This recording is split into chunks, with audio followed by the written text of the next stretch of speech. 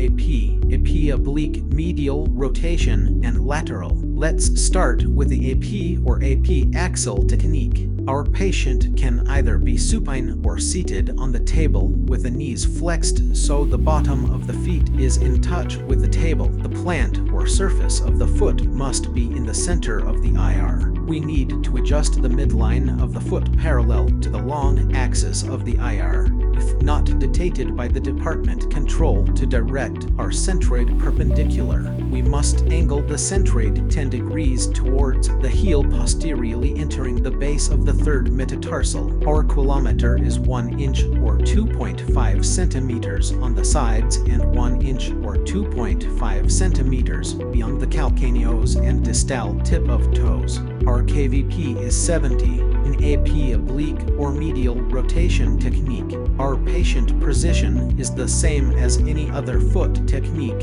and in part position, we must center the foot to the IR rotated like medially until the plant or surface of the foot forms an angle of 30 degrees to IR. Our centroid is perpendicular to the base of third metatarsal. Our coulometer is 1 inch or 2.5 centimeters on the side and 1 inch or 2.5 centimeters beyond the calcaneus and distal tip of toes, and our KVP is 70. For the medial lateral imaging of the foot, we must position our patient so they are laid on the affected side. For the part position, we must center the foot to the IR and adjust the plant or surface perpendicular to the IR with adjusted leg and foot in lateral position with a patella perpendicular to the table, and we must also flex the foot to form a 90-degree angle with the lower leg.